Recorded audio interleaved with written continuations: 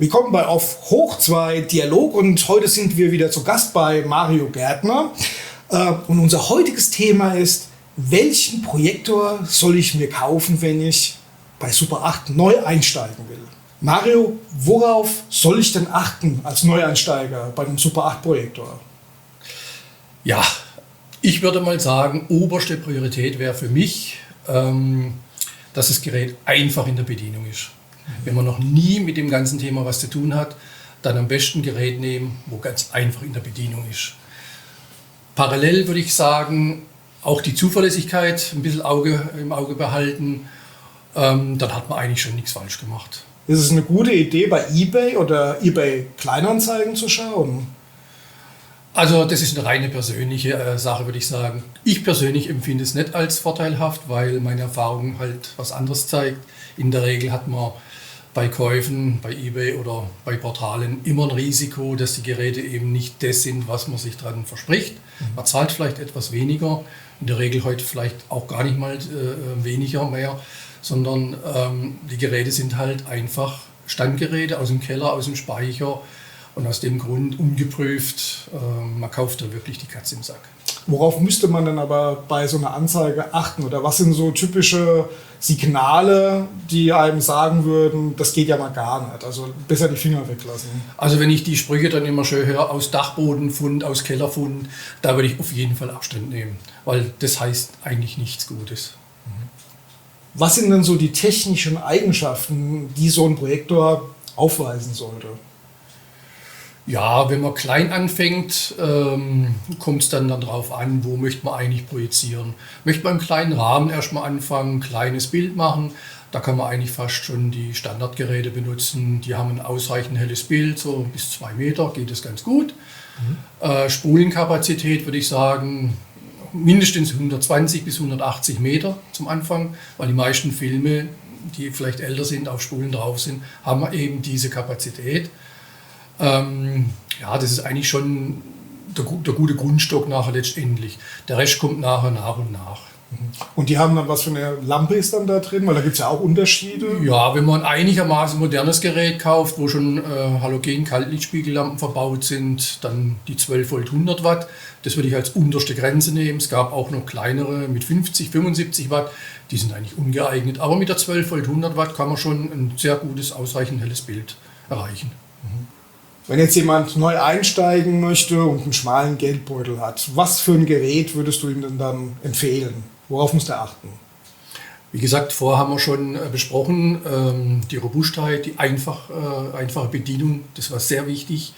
Und da haben wir jetzt hier schon ein relativ gutes Gerät von Elmo stehen, das man sehr günstig erwerben kann. Kann beide Formate abspielen, Super 8 und Normal 8. Relativ einfach durch eine Umschaltung vorne am Hebel. Man muss nichts austauschen, keine Filmbühnen, nichts. Das Gerät ist in der Geschwindigkeit stufenlos regelbar, sodass man auch Filme abspielen kann, die mit 16 oder 16 2/3 aufgenommen worden sind. Dementsprechend hat eine 12 Volt 100 Watt Lampe drin, ein sehr gutes Objektiv mit der Lichtstärke 1,3 und auch vom Brennweitenbereich eigentlich ideal, sodass man zu Hause optimal das abbilden kann. Man muss hier zum Beispiel auch nicht, wenn man die Spulen drauf macht, Super 8, Normal 8, nichts wechseln, sondern das federt einfach zurück, wenn es auf Normal 8 geht und dann geht es wieder zurück auf Super 8. Ein sehr, sehr einfaches Gerät in der Bedienung und auch vor allen Dingen sehr robust und wie vom Preis her sehr günstig noch zu bekommen. Und das ist jetzt, wie heißt das Gerät? Das ist zum Beispiel hier der Elmo K100.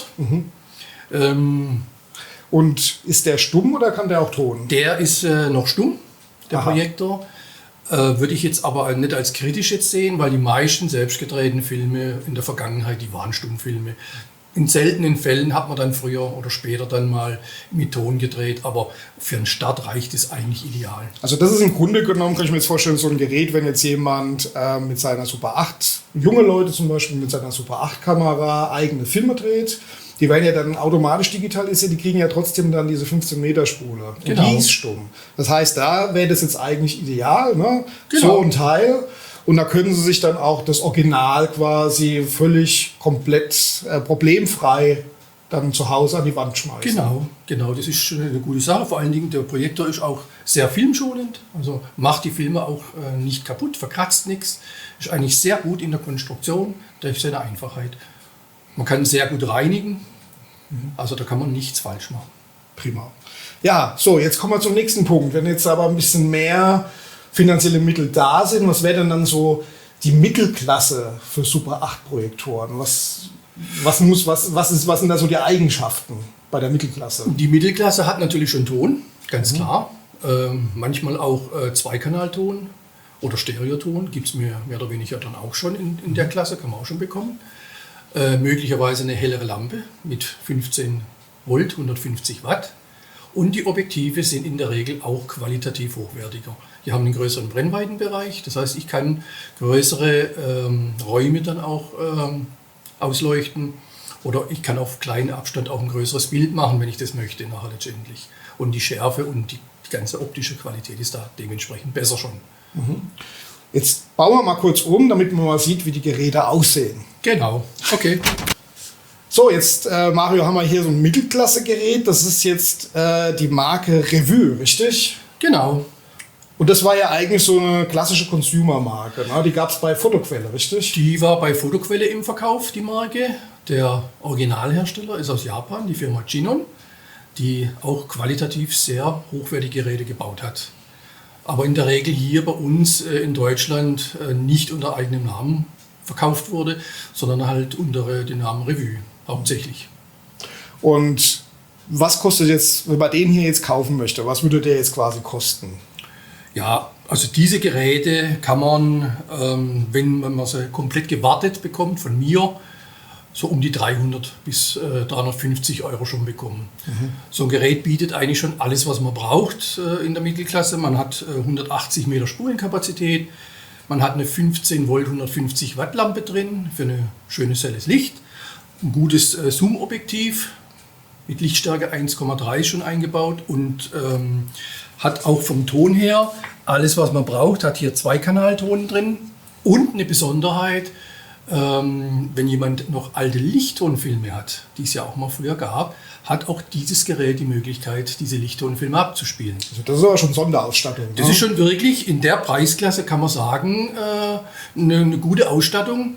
Da kann man echt nicht meckern. Wir haben sogar hier oben noch einen Filmanschneider, den man montieren konnte, damit man das auch immer parat hatte, dass die Filme dann auch richtig angeschnitten sind. Hat an sich eine sehr gute Qualität, der Projektor. Und da kann man schon Spaß haben. Cool. Du hast, glaube ich, aber noch ein anderes Gerät aus der Mittelklasse dabei, oder? Ja. Und zwar von Bauer. Den gucken wir uns jetzt mal an. Okay, da haben wir das gute Stück.